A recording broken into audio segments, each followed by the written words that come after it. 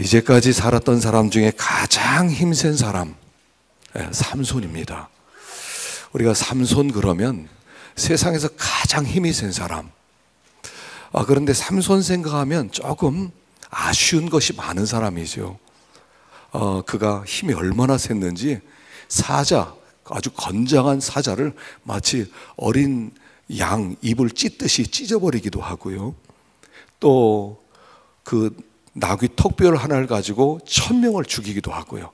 또 성문에 있는 문설주와 그 문을 뜯어가지고 그걸 등에 메고 수십 킬로를 걸어서 산 꼭대기에다 갖다 옮겨놓기도 하는 그야말로 괴력의 소유자가 삼손이었습니다. 근데 그의 말년은 참 비참하게 끝난 것 같아요. 나중에 여자의 유혹에 빠져서 머리가 깎이고 그리고 눈이 뽑히고 짐승들처럼 연자맷돌을 돌리고 그러다가 그 우상의 신전에서 그 성전 그 우상의 기둥 2개를 무너뜨리고 블레셋 사람과 함께 죽은 끝이 조금 좀 찝찝한 사람으로 우리가 생각이 듭니다. 그런데 오늘 여기 본문에 사사기에서는요, 삼손을 넉 장에 걸쳐서 굉장히 길게 다루고 있다는 사실입니다. 어떤 사사도 이렇게 넉 장에 걸쳐서 다루질 않았는데 삼손을 넉 장에 걸쳐서 다루고 있습니다. 그가 죽을 때 비참하게 죽었기 때문에 실패한 거 아니냐라고 생각할 수 있지만 성경의 히브리서에서는 이렇게 말하고 있습니다. 내가 무슨 말을 더하리요? 기드온, 바락, 삼손, 입다, 다윗과 사무엘과 선지자들의 일을 말하려면 내게 시간이 부족하리로다. 그를 다윗의 반열에 세우고 있다는 거예요. 결코 우리 눈에 볼 때 그가 실패한 것 같지만 그는 실패한 사람이 아니라 믿음의 영웅 중에 하나, 다윗과 같은 반열에 설 수 있는 그런 위대한 믿음의 사람이다 라고 기록을 하고 있다는 사실입니다. 우리는 끝이 좋아야 돼요. 성공을 해야 돼요. 모든 사람에게 알려져야 돼요. 영광을 받아야 성공이라고 생각해요. 근데 하나님이 말씀하는 성공이란 뭐냐면 하나님의 이름이 높아지는 거예요. 그 사람 때문에 하나님의 이름이 높아지는 것을 성공이라고 그래요. 예수님도 33살에 십자가에서 죽었지만 하나님께 영광을 돌리고 하나님의 영광이 나타났기 때문에 예수님을 실패했다고 말하지 않는 거예요. 그래서 이 삼손 이야기 속에는 삼손이 비록 실수를 많이 해요. 술도 많이 마시고요, 여자도 좋아하고요, 그리고 시체도 만지고요, 실패를 많이 했어요. 그럼에도 불구하고 하나님께서 그를 붙들어서 그를 고치시고 그를 새롭게 하시고 그를 회복시켜서 하나님의 종의 자리에 세우셨다는 그런 이야기가 삼손 이야기예요. 성경에는 완전한 사람이 하나도 없어요. 다윗 같은 사람도 실수했고요, 아브라함도 실수했고요, 모세도 실수했고요, 베드로도 실수했고요. 성경에 실수 안 한 사람이 하나도 없어요. 만일 실수하지 않은 사람이 있다면 우리를 실망시킬 거예요. 왜냐하면 그 사람은 완전하니까 그렇게 하나님의 종이지, 나는 너무 연약해, 단점도 많아, 나는 실수도 많이 해, 그래서 난 하나님의 종이 될 수 없어 라고 생각할지 모르겠지만 성경의 인물들은 다 약점투성이었다는 거예요. 실패투성이었다는 거예요. 실수투성이었다는 거예요. 그럼에도 하나님이 참으시고 기다리시고 고쳐주시고 덮어주시고 회복시키시고, 그 이야기가 성경 이야기입니다. 그래서 우리가 성경을 볼 때 이렇게 생각해야 돼요. 성경을 볼 때 하나님 우리에게 늘 아직 안 늦었어, 다시 일어서 회복될 수 있어 라고 우리에게 말씀하고 있다는 사실이에요. 그래서 우리가 너무 부정적이 되면 안 돼요. 저 사람 틀렸어, 저 사람 끝났어 라고 해서는 안 돼요. 왜냐하면 그 뒤에 그를 무대에 세우신 하나님이 계시니까. 이 삼손을 이 무대 전면에 세우신 연출자이신 하나님이 계획을 가지고 그를 세우셨으니까 실망할 필요가 없다는 거예요. 되게 통계를 보니까요, 사람이 16살 될 때까지 집안에서 대개 이렇게 살아가면서 사람 만나면서 17만 번 정도, 한 17만 9천 번 정도의 부정적인 말을 듣는데요. 넌 안 돼. 넌 틀렸어. 넌 못할 거야. 너 같은 것은. 이런 이야기를요, 16살 될 때까지 17만 번, 거의 18만 번을 듣는다는 거예요. 하루에 거의 20번 걸로 그런 이야기를 듣는다는 거예요. 그런데 긍정적이고 격려를 받고 그런 이야기는 16살 될 때까지 16,000번밖에 못 듣는데요. 하루에 2번 걸. 20번은 틀렸어. 2번은 그래, 잘할 수 있어. 그래, 할 수 있을지도 몰라. 이런 얘기는 2번밖에 안 듣는데요. 그래서 사람들이 거의 부정적이래요. 거의 생각하면 부정적이에요. 틀렸어, 안 됐어, 이러면 안 돼. 맨날 이렇다는 거예요. 그게 정상이라는 거예요. 그래서 그런 부정적인 사람을 긍정적인 사람으로 바꾸려면 적어도 부정적인 말 한 번에 4번의 격려가 있어야 된대요. 야, 잘할 수 있어. 아, 네가 왜 못해? 너 할 수 있을 거야. 아, 너라면 할 수 있어. 이런 이야기를 4번 들으면 그 한 번의 부정적인 생각이 중화되어진대요. 그 얘기는 뭐냐면 하루에 한 70번 정도는 격려를 받아야 된다는 거예요. 여러분, 자녀들에게요, 틀렸어, 못했어, 그것밖에 못해. 그럼 그 아이들은 그렇게 될 거예요. 부정적인 교육보다 긍정적 교육이 필요하다는 거예요. 아니, 너 할 수 있어. 왜 네가 못해? 넌 충분히 해낼 수 있어. 너라면 할 거야. 하루에요 70번씩 이야기를 해주래요. 그게 성경 이야기예요. 사실은 성경 펼 때마다 우리에게 삼손도 실수했어, 삼손도 넘어졌어, 다윗도 넘어졌어, 모세도 사람 죽였어. 그럼에도 하나님의 종이 되었어. 그 뒤에는 내가 있기 때문이야. 너희들 힘내, 일어서. 이 이야기가 성경 이야기라는 거예요. 그러니까 우리가 낙심할 거 없어요. 아이들이, 고등학교 아이들이 나 망했어, 끝났어 이제. 여러분, 고등학교 시작도 안 한 거예요. 인생 70부터라고 그러는데 시작도 안 한 거라고요. 뭘 틀려? 얼마든지 할 수 있어요. 삼손을 새롭게 하신 하나님, 삼손을 통해 영광을 받으신 하나님이 얼마든지 우리 같은 연약한 존재를 통해서도 영광을 받으실 것을 믿으시길 바랍니다. 할 수 있어요. 자, 그런데 여기 삼손의 아버지가 나와요. 자, 우리 1절을 한번 잠깐 보십시다. 1절과 2절 시작. 이스라엘 자손이 다시 여호와의 목전에 여호와께서 그들을 40년 동안 블레셋 사람의 손에 넘겨주시니라. 소라 땅에 단지파의 가족 중에 마노아라 이름하는 자가 있더라. 여기까지. 여기에 마노아라 이름하는 자가 있었대요.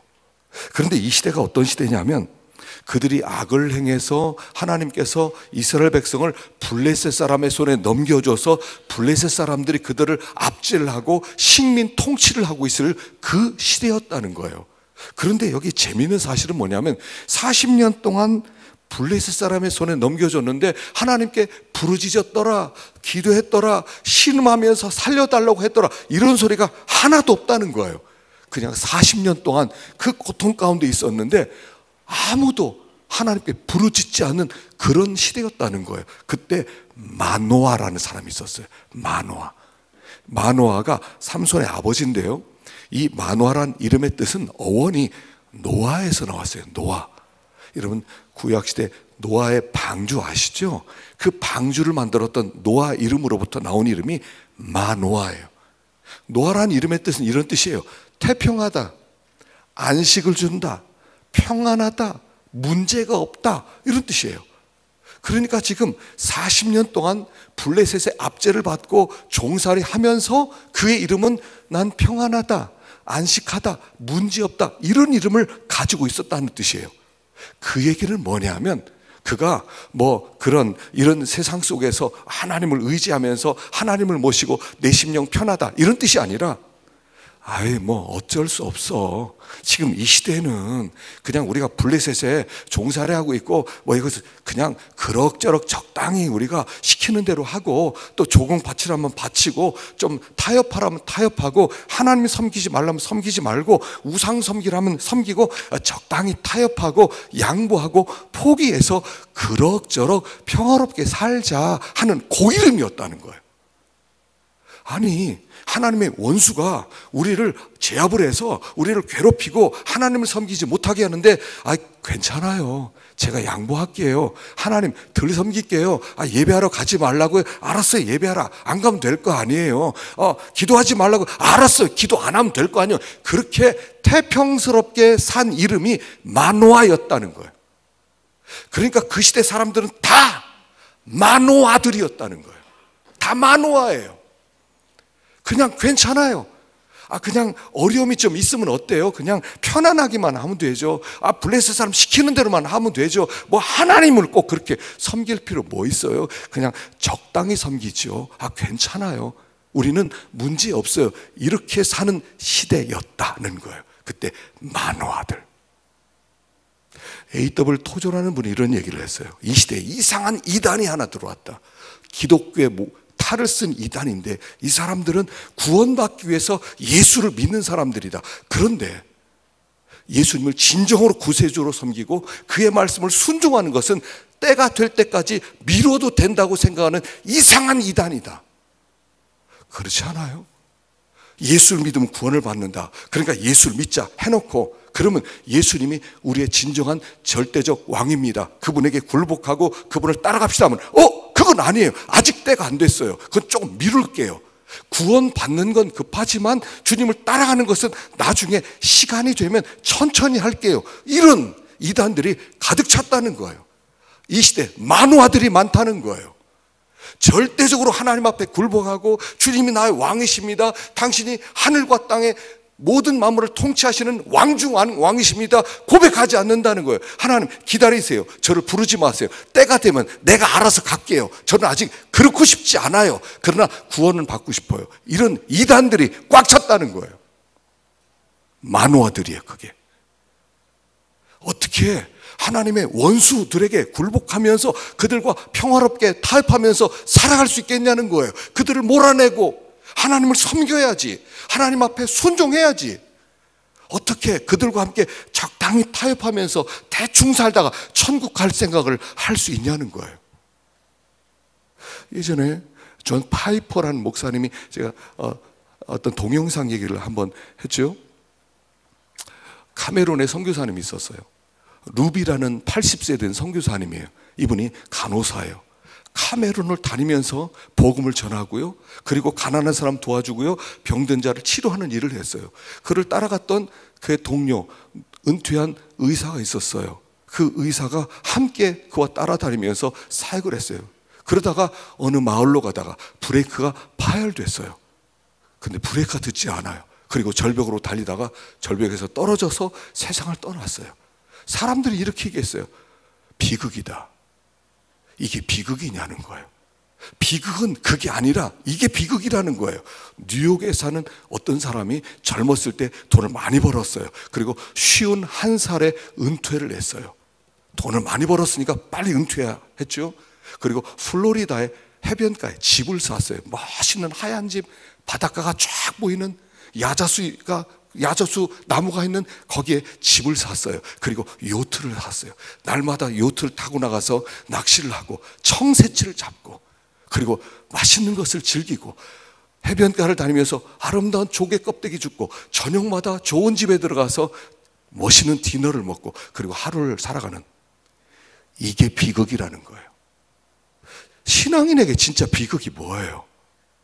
천천히 평안하게 만화처럼 그렇게 살아가는 것이, 그것이 비극이지. 어떻게 하나님의 말씀을 위해서 하나님의 말씀을 순종하는 가운데 헌신하다가 주님 앞에 부름받은 것을 어찌 비극이라 말하겠냐는 거예요. 만화들이에요. 이 시대는 만화들을 만들어내고 있어요. 다 필요 없어. 적당히 타협해. 뭐 하나님만 섬기라고? 뭐 예배 다 나오라고? 한 번만 예배 드리면 되지. 무슨 예배를 그렇게 드려? 기도 안 해도 잘 되더만. 뭐 하나님이 뭐라고 하지도 않대, 징계하지도 않대. 편안해. 마노아. 괜찮아. 이럭저럭 살다가 천국 가면 되는 거야. 그런 마노아들이 가득 찬 시대가 이 삼손 시대였다는 거예요. 그래서 하나님이 극약 처방으로 보낸 사람이 삼손이었다는 거예요. 우리는 만화 아니에요. 혹시 만화를 꿈꾸고 있지 않아요? 빨리 은퇴해서 편안하게 살아야지. 등산이나 다니면서, 낚시하면서, 캠핑이나 다니면서 적당히 이렇게 살다가 천국 가야지. 만화들이 꿈도 꾸지 마세요. 이 시대가 지금 만화 시대였다는 거죠. 하나님이 이 만화를 상대를 안 해요. 그리고 하나님이 오시는데 만화의 부인에게, 아내에게 나타나요. 나중에 만화가 하나님 저에게도 나타나십시오 하는데도 하나님은 만화에게 나타나질 않아요. 그의 부인에게만 나타나요. 그 부인이 쫓아가서 하나님의 사자가 나타났습니까? 그러니까 달려와요. 하나님은 만화를 상대하지 않으세요. 그 여인에게 나타나세요. 이 여인은 근데 여기 보니까요, 이름이 없는 여자예요. 여러분, 모세 어머니 이름 알죠? 누구죠? 모세 어머니 요게벳. 또 사무엘의 어머니 이름 뭐죠? 한나. 이삭의 어머니 누구죠? 누구예요? 사라. 세례 요한의 어머니 엘리사벳. 이름 다 있어요. 그런데 이 여인은 이름이 없어요. 삼손의 어머니는 이름이 없어요. 이름 없는 이 여인에게 여호와의 사자가 나타나는 거예요. 이름이 없어요. 그 이야기는 뭐냐 하면 그 시대 사람들에게 너무 가치 없게 여겨지는 여인이었다는 거예요. 너는 이름이 없어도 돼. 그 당시에 여자가 아이를 낳지 못한다는 것은 무슨 뜻이냐면요, 이런 뜻이에요. 이스라엘 사람들은 아이를 낳는 것을 영광이라고 생각했어요. 왜냐하면 내 아이 속에 메시아가 나올 수 있다는 소망 때문에 그래요.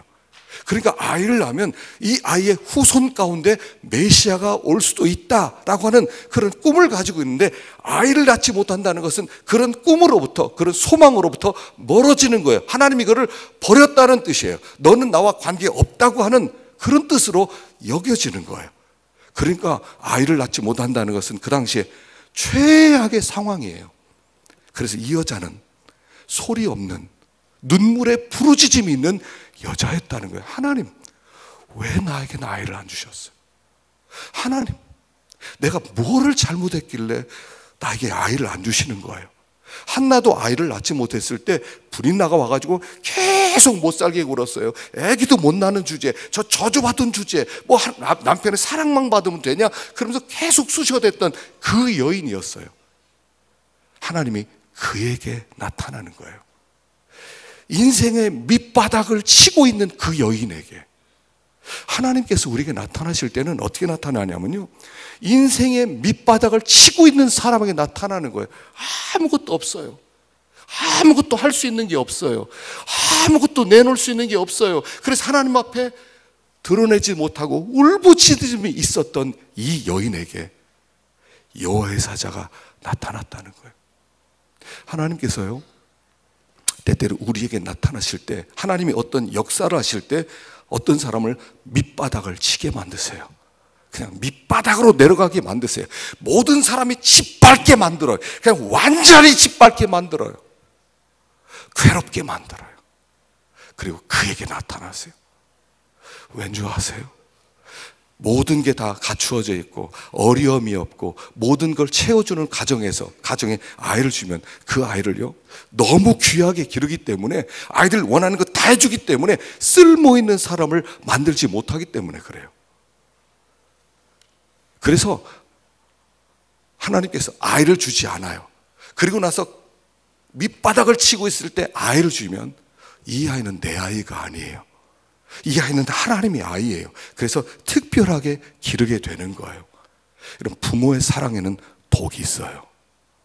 아이들 원하는 거 다 해주면 행복하는 것 같지만 나중에 그 독이 그 아이들로 올바른 길로 인도하지 못할 때도 많아요. 그래서 삼손을 보내실 때 먼저 아무것도 없는 밑바닥을 치게 만들고 보내시는 거예요. 그래서요, 밑바닥을 치고 있던 여인에게 아이를 주시면 그 아이가 하나님의 아이가 돼요. 한나도 그랬어요. 아이를 낳지 못할 때 기도해서 아이를 주니까 젖을 떼자마자 그 어린아이를 성전에 갖다 놓고 버리다시피 하고 돌아오는 거예요. 왜냐하면 이 아이는 내 아이가 아니니까. 소중해. 하나님이 아니니까 하나님께 드려버리는 거예요. 밑바닥을 치고 있는 사람에게 축복을 주시면 그 축복을 그냥 쓸 수 없어요. 여러분, 예전에 그 연탄기를 썼던 이철환 그 시 있죠. 이철환 씨가 연탄기를 쓰기 전에 7년 동안 그 귀를 쓰느라고 너무 기진맥진했어요. 완전히 탈진했대요. 탈진되니까 귀에 이명이 들리더래요.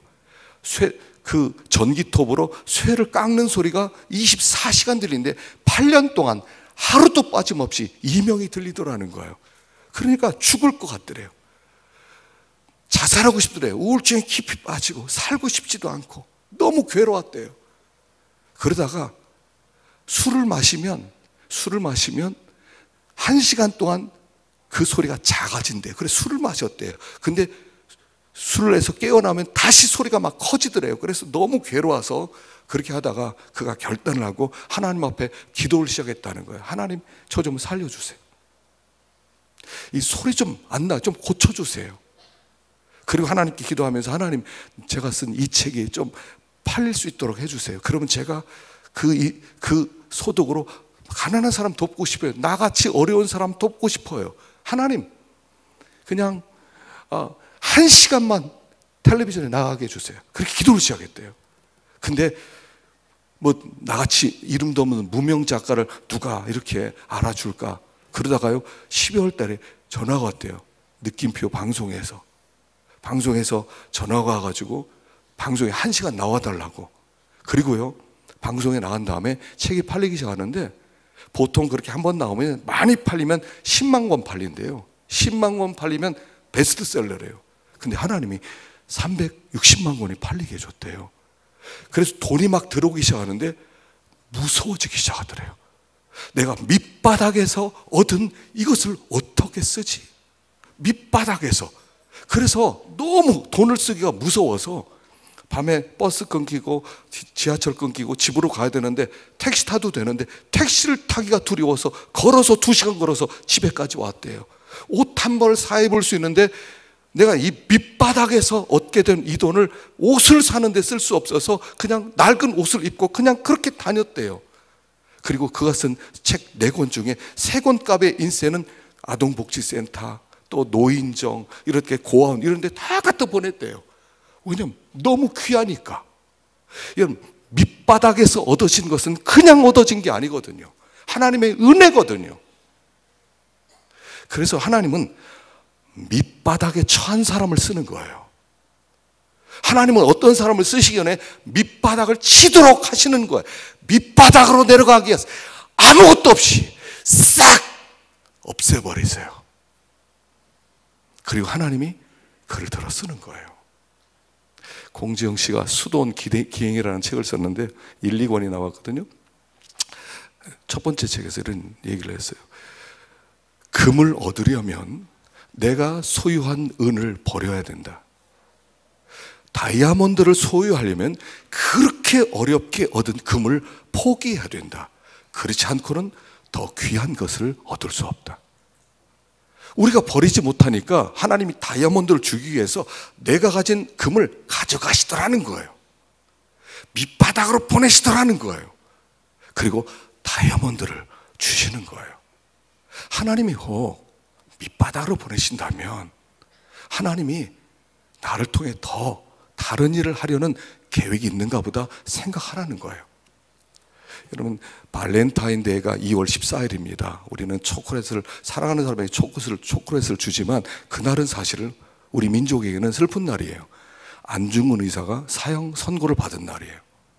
사형 선고를 받고 그의 어머니가 안중근 의사에게 이런 편지를 썼어요.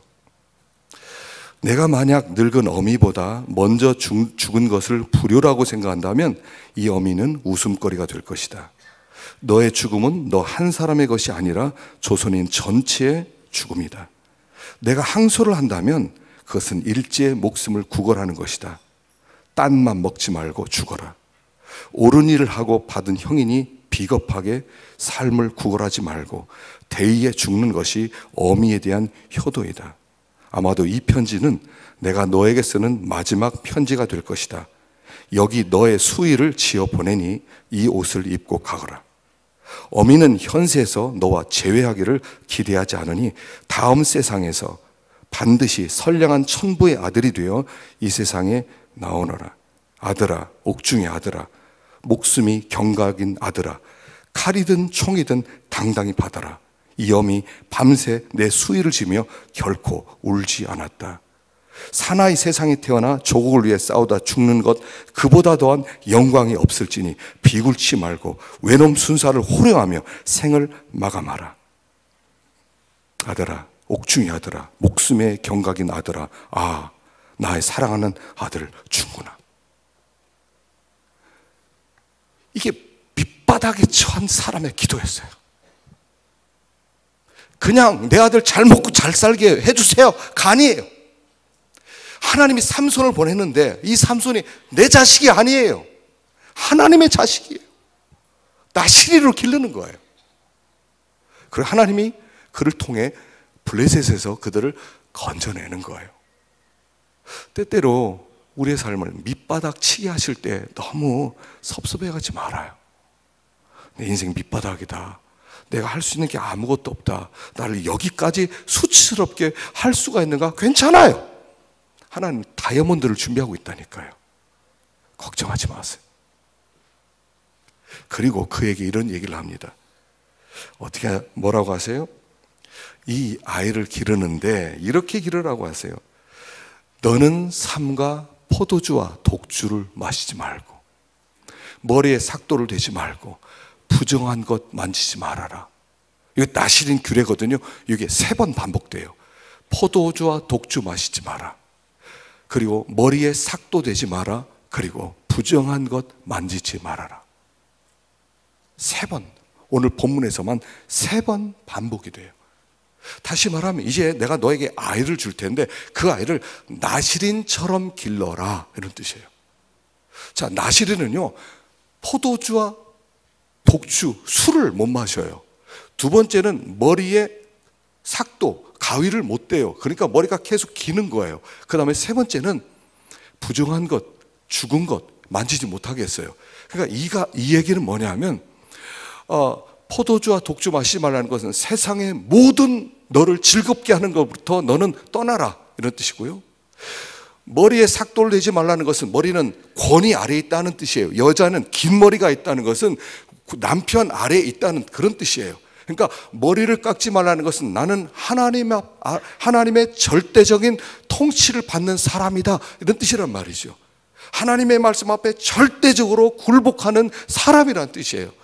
그리고 부정한 것 만지지 말라는 것은 너를 타락시키고 너를 더럽히는 어떤 것으로부터 가까이 하지 마라. 이 3가지를 합치면 무슨 뜻이냐면 이런 뜻이에요. 너 세상에 대하여 죽어라, 이런 뜻이에요. 너 세상에 즐거움을 취할 생각하지 마라. 세상에서 뭐 좋은 걸 취하려고 하지 마라. 그냥 죽어라, 이런 뜻이에요. 너는 그냥 하나님만 바라보라, 이런 뜻이에요. 너의 마음을 단순하게 만들어서 그냥 하나님이 너를 사로잡고 너에게 임재하실 거룩한 성소를, 자리를 하나 마련해 놔라, 이런 뜻이에요. 내가 머리를 안 깎았다고 거룩해지는 게 아니에요. 내가 더러운 걸 안 만졌다고 해서 거룩해지는 게 아니에요. 내가 거룩해지는 것은 내 안에 하나님이 임재하시기 때문에 거룩해지는 것이지 내가 어떤 행위로 거룩해지는 것은 아니에요. 사람들은 여기에서 오해를 해요. 난 죄 안 졌어, 난 거룩해. 웃기는 소리 하지 마세요. 우리는 원래 죄인이에요. 그냥 세상에서 죽는 거예요. 그러면 내 안에 자리가 하나 마련돼요.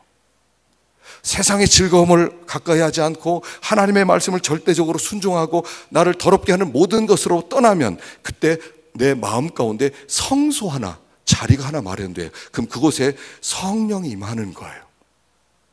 그래서 하나님께서 성령이 임하심으로 이 세상에서 가장 강한 사람이 어떤 사람이냐면 하나님의 사람이 임한 사람이 세상에서 가장 강한 사람이에요.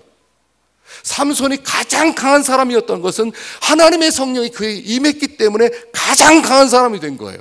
그런데 그렇게 되려면 먼저 죽어야 돼요. 요셉도 죽었어요. 요셉도 성령의 사람 되게 하시려고 형들이 그를 팔아먹어요. 그러니까 팔아먹었다는 것은 이제 그 모든 것에 대하여 죽는 거예요. 노예니까 죽었다는 얘기잖아요. 근데 한 10년 노예 생활하니까 또 좀 뭐가 생겨요. 명예도 생기고 뭐 사람들이 부러워하기도 하고. 그러니까 하나님이 두 번 또 죽여요. 감옥에 들어가라. 죽이는 거예요. 요셉을 죽이고 죽이는 거예요. 그리고 그가 바로왕 앞에 섰을 때 바로왕이 만난 요셉을 보니까 와, 하나님의 신에 감동된 사람을 이 나라에서 찾을 수 있겠는가? 이런 사람 없어. 너 총리해. 이러는 거예요. 죽어야, 나 신으로 살아야 거기 하나님의 신이 임하고 그가 강한 사람이 되는 거예요. 삼손이라는 뜻은 태양이라는 뜻이에요. 태양이 되는 거예요.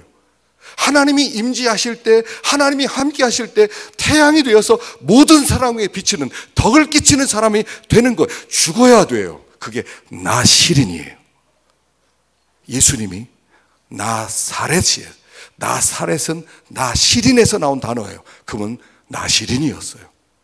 그리고 십자가에 죽었더니 태양이 됐어요. 세례요한도 마찬가지예요. 빈들에 있어서 죽었더니 그가 삼손처럼 빛을 발하는 사람이 되었어요. 죽어야 돼요. 죽지 않으면 하나님이 임하실 수가 없어요. 죽지 않으면 하나님이 찾아올 수가 없어요. 근데 우리는 죽으면 너무나 많은 것을 잃어버린다고 생각해요. 아니에요. 세상에 대해서 죽으면 하늘의 것이 우리에게 찾아오는 거예요. 세상에 대해서 죽고, 세상 즐거움에 대해서 죽고, 세상 요구에 대해서 죽으면 하나님이 나를 사로잡기 시작해요. 새롭게 되기 시작하는 거예요. 가장 좋은 것을 주시는 거예요. 그래서 예수 믿는 생활을 뭐냐 하면 죽는 거예요. 나시린이 되는 거예요. 그냥 죽는 거예요. 예전에 제가 한번 얘기했나요? 어떤 일본에서 목회를 하다 돌아온 분이 이런 간증을 했었는데, 자기가 일본에서 목회를 하는데 한 번은 어느 교회에서 헌신 예배 초대를 받아서 말씀을 전하러 갔대요. 그런데 말씀 전하기 전에 특송하는 시간이 있는데 아주 건장한 남자 세 사람이 나오더래요.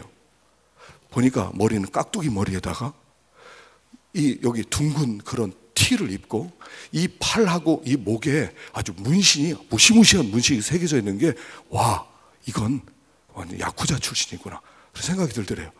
찬양을 하는데 너무 은혜스럽게 찬양을 하더라는 거예요. 와, 저렇게 아름다운 찬양을 해? 그 눈을 뜨면 시험에 들고 눈을 감으면 은혜가 되고 막 그러더래요.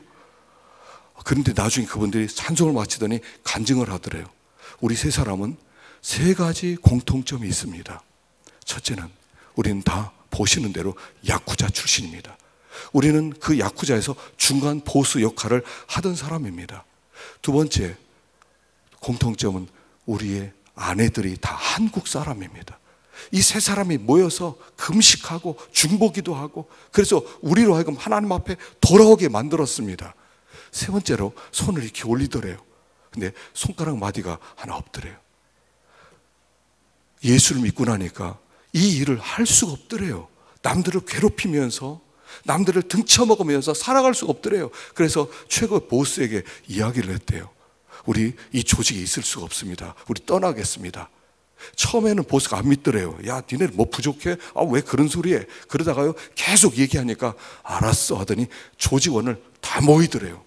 야쿠자들 다 모이더니 딱 강단에 올라가더니 칼을 쫙 꼽더래요. 그 이야기는 조직을 떠나려면 손가락 하나를 자르고 떠나라는 얘기예요. 세 사람이 동시에 손가락을 잘랐대요.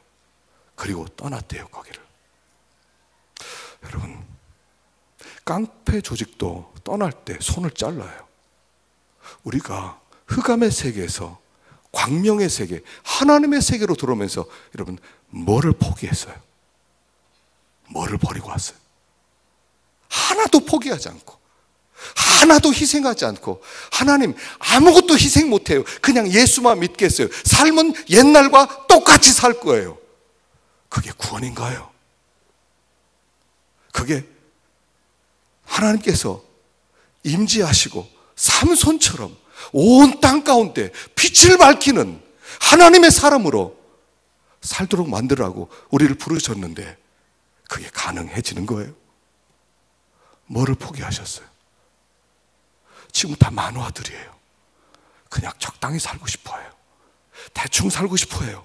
그리고 천국 간다고 생각해요. 꿈 깨세요. 꿈 깨세요. 잘라내야 돼요.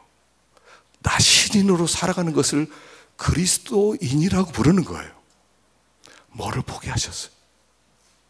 주님을 섬기기 위해서 뭐를 포기하셨냐는 거죠. 여기 하나님께서 이 삼손을 통하여 극약 처방으로 보내는 거예요. 우리 시대에 이 사람이 필요한 거예요. 여러분, 둘 중에 하나예요. 만화로 살아갈 것인지 삼손으로 살아갈 것인지를 결정하셔야 돼요. 하나님의 성령의 충만함으로 살아갈 것인지, 아니면 그냥 블레셋에 종살이 하면서 적당히 편안하게 그렇게 살다가 하나님 앞에 갈 것인지. 결국 우리는 하나님 앞에 서야 될 자예요. 하나님 앞에 서야 될 자들이에요. 그게 얼마나 많은지 몰라요. 그럼 반드시 하나님 앞에 서야 된다는 걸 기억하세요. 사람을 상대하지 마세요. 하나님을 상대하세요. 하나님은 우리를 부르신 이유가 한 가지예요. 내가 너와 함께하여 삼손 되게 하리라. 그리고 너를 통해 영광 받겠다. 그 목적으로 우리를 부르신 거예요. 이걸 잊으면 안 돼요. 우리는 지금 거기 서 있어요. 더 이상 만화로 살지 말고 삼손으로 살아갈 수 있는 그런 우리가 되기를 축원합니다. 기도하십시다.